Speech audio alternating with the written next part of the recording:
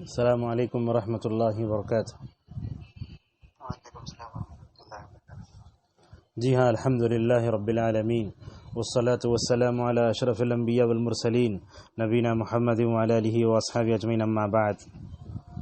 اربعین نووی کے حلقے میں 90 حدیث ترجمے اور تشریح کے ساتھ آپ کے سامنے پیش خدمت ہے۔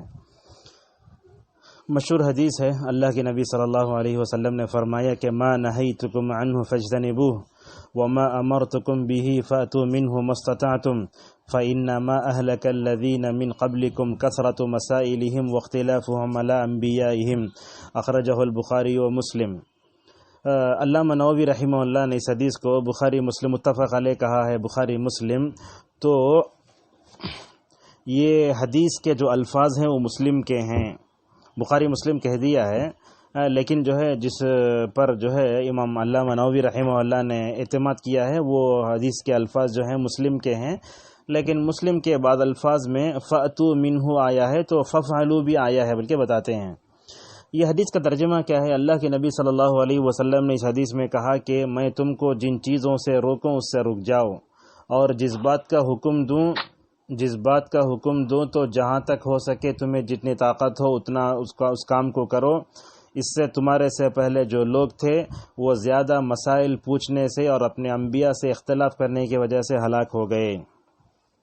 یہ جو حدیث کا ٹکڑا ہے، ما نہیتکم عنہ فاجتنبوہ وما امرتکم بہ فاتوا منہ ما استطعتم، یہ حدیث کا ایک سبب ہے۔ عموماً محدثین کا کیا طریقہ کار رہا ہے، جیسے آیت کا شان نزول ہوتا ہے ویسے جو ہے کبھی سبب ورود الحدیث بیان کرتے ہیں، یہ حدیث کا کوئی خاص پس منظر ہوتا ہے۔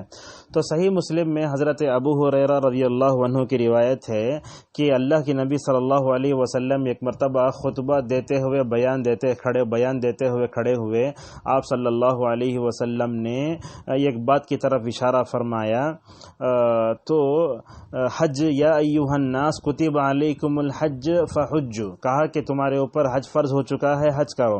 اقرا بن حابس رضی اللہ عنہ ایک دیہاتی صحابی تھے، انہوں نے کہا افی کل عام یا رسول اللہ، کہا کہ کیا ہر سال حج کرنا کیا؟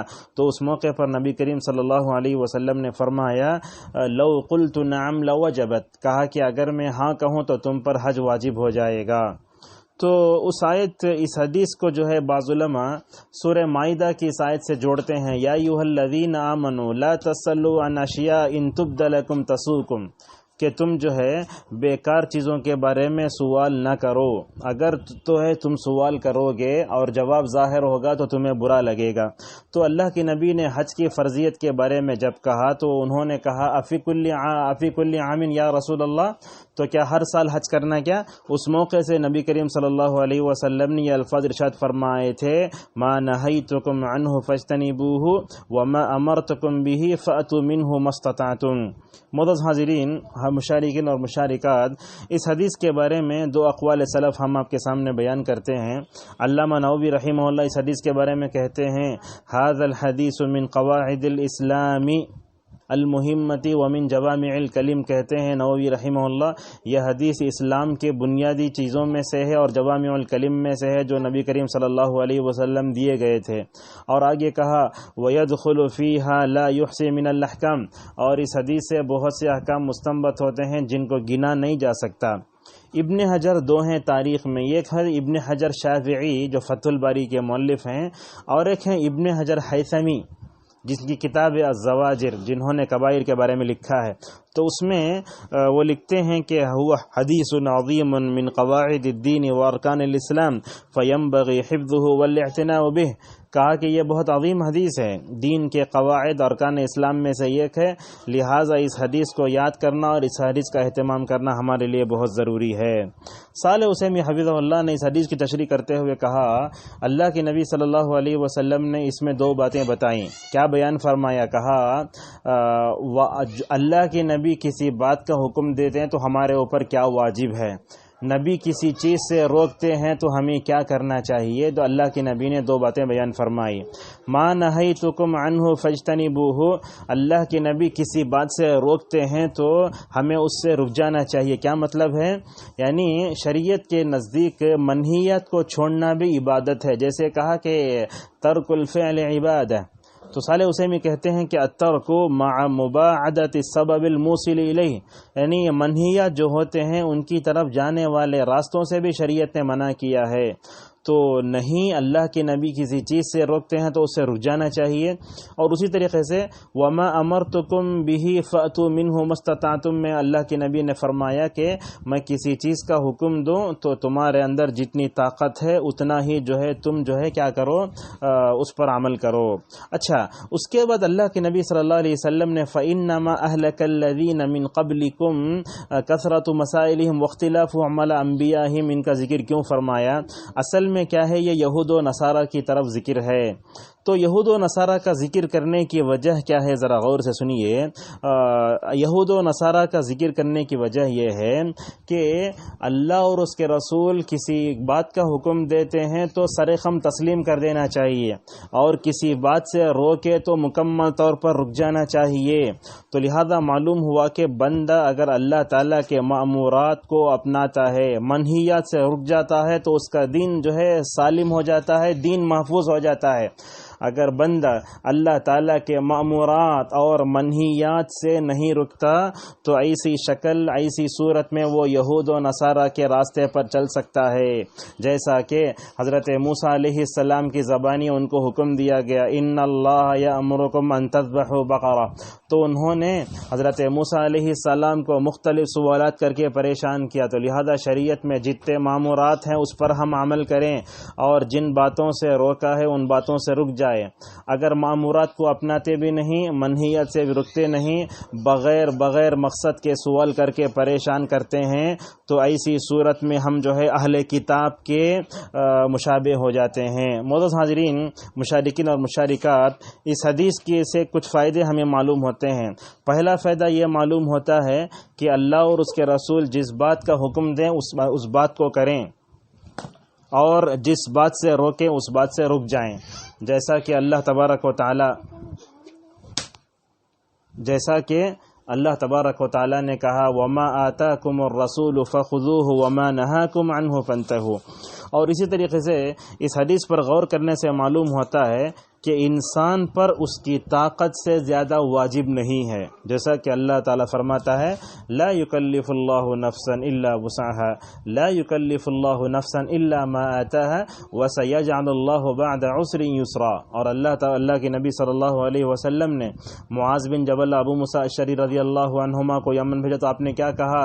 یسرا ولا تعسرا، مشکل نہ کرو، دین کو آسان کر کے پیش کرو۔ اسی طریقے سے اس حدیث پر غور کرنے سے معلوم ہوتا ہے کہ دین آسان، جیسا کہ کہا ان ھذا الدین یسر ولن یشاد الدین احد الا غلبہ۔ اور اسی طریقے سے چوتھی بات یہ معلوم ہوتی ہے بندہ مأمورات کو اپنائے تو یہ بھی اللہ کا حکم ہے، اور کسی چیز کو چھوڑ دینا یہ بھی اللہ کا حکم ہے۔ یعنی مطلب یہ ایسا ہے جیسے مأمورات کو کرنا فعل ہے ویسے ترک بھی فعل ہے، جیسا کہ اصولیین بتاتے ہیں۔ تو لہذا الامتثال لا يحصل الا بترک النواہی، یعنی اللہ تعالیٰ کی اطاعت کب ہوتی ہے؟ مأمورات کو اپنانے میں ہوتی ہے، منہیات سے رکنے میں بھی ہوتی ہے۔ اگر کوئی اپنے آپ کو شراب سے روک لیتا ہے تو گویا اس نے اللہ کی اطاعت کی، اگر کسی نے بیڑی سگریٹ کو چھوڑ دیا تو گویا اس نے اللہ کی اطاعت کی۔ اسی طریقے سے اس حدیث سے پانچواں فائدہ یہ معلوم ہوتا ہے کہ ہمیں ان چیزوں کے سوال کرنے میں نہیں پڑنا چاہیے جس کا کوئی فائدہ نہیں ہے، جیسا کہ اللہ کے نبی صلی اللہ علیہ وسلم نے دوسری احادیث میں فرمایا کہ اللہ تعالیٰ تم کو کثرت سوال سے، قیل و قال سے مکمل طور پر جو ہے منع کرتا ہے، جیسا کہ بنی اسرائیل نے حضرت موسیٰ علیہ السلام کو گائے کے بارے میں سوال کر کے پریشان کر دیا۔ حضرت موسیٰ علیہ السلام بنی اسرائیل کی اس جہالت کو دیکھ کر کہنے لگے قال اعوذ باللہ ان نکون من الجاہلین۔ اس آیت کے تشریح میں علامہ سعدی رحمہ اللہ کہتے ہیں بغیر سبب کے سوال کرنا، اطاعت کرنا چھوڑ دینا، منہیات سے نہ رکنا، یہ جہالت ہے۔ اسی طریقے سے آپ دیکھیے دعونی ما ترکتکم، یہ حدیث کے الفاظ ہیں بعض روایتوں میں کہ میں نے ان چیزوں کو چھوڑ دو جس کو میں نے تمہیں چھوڑ دیا ہے۔ تو کیا مطلب ہے؟ اب معاشرے میں ایسے ہوتا ہے کہ ایک عام آدمی ہے، اسے حرام بھی معلوم نہیں، واجب بھی معلوم نہیں ہے، اس صورت میں کیا کرنا؟ چھوڑ دینا نہیں، بلکہ علماء سے پوچھنا چاہیے۔ اور یہاں ما نہیتکم عنہ فاجتنبوہ میں کیا ہے؟ اللہ کے نبی صلی اللہ علیہ وسلم نے کہا کہ جس چیز سے میں تم کو روکوں اس سے رک جاؤ۔ یہاں سوال یہ آتا ہے کہ بندہ اگر جو ہے حرام چیز کو اپنا رہا ہے ضرورت کے وقت، مثلا ایسے ہے کہ اس کو مردار کھائے بغیر جو ہے جان بچانے کے لیے اور کوئی راستہ نہیں ہے، تو یہاں علامہ ابن عثیمین رحمہ اللہ کہتے ہیں کہ فمن اضطر غیر باغ ولا عاد فإن ربک غفور رحیم، مجبوری کے وقت حرام چیز بھی حلال ہو جاتی ہے تو اس حدیث سے وہ مستثنا ہے، لہذا معلوم ہوا کہ اپنی جان بچانے کے واسطے حرام چیز بھی انسان اپنا سکتا ہے، مگر اس کو ضرورت سے زیادہ نہیں لے سکتا۔ اور اسی طریقے سے فَأْتُوا مِنْهُ مَا اسْتَطَعْتُم میں اللہ کے نبی صلی اللہ علیہ وسلم یہ بیان کرنا چاہتے ہیں کہ اسلام کی خوبی یہ ہے کہ تمہارے اندر جتنی طاقت ہے اتنا ہی تم کیا کرو؟ اسلام پہ عمل کرو۔ کیسے؟ حضرت عمران ابن حسین رضی اللہ عنہ کو 30 سال بواسیر کی بیماری تھی، اللہ کے نبی عیادت کرنے جاتے تو اللہ کے نبی کیا فرماتے؟ صلی قائما فإن لم تستطع فقاعدا فإن لم تستطع فعلى جنب، اے عمران کھڑے ہو کر نماز پڑھ سکتے ہو تو پڑھو، نہیں کر سکتے ہو تو بیٹھ کر پڑھو، بیٹھ کر نہیں پڑھ سکتے ہو تو لیٹ کر پڑھو۔ تو معلوم کیا ہوا کہ آدمی کی طاقت جتنی ہے اتنا ہی وہ مکمل طور پر دین پر عمل کرے گا۔ شاید ان جیسی احادیث کو دیکھ کر علماء نے کہا لا واجب مع العجز ولا محرم مع الضرورہ، کہا کہ انسان عاجز ہے، اس پر چیز واجب نہیں ہوتی وہ، اور اسی طریقے سے حرام کب حلال ہوتا ہے؟ ضرورت کے وقت حلال ہوتا ہے۔ ان چیزوں کے علاوہ بعض احادیث میں اللہ کے نبی صلی اللہ علیہ وسلم نے کہا کہ وَمَا سَكَتَ عَنْهُ فَهُوَ عَفْوٌ، شریعت جس چیز کے بارے میں خاموش ہے اس کے بارے میں تم خاموشی اختیار کرو، کیوں؟ اس لیے کہ اس کو کرنا بھی لازم نہیں ہے اور چھوڑنا بھی جو ہے ہمارے لیے ضروری نہیں ہے۔ تو اللہ تعالیٰ نے کچھ چیزوں کو ہمیشہ ایسے ہی چھوڑ دیا ہے ذکر کیا بغیر، تو وہ بندوں پر رحمت ہے۔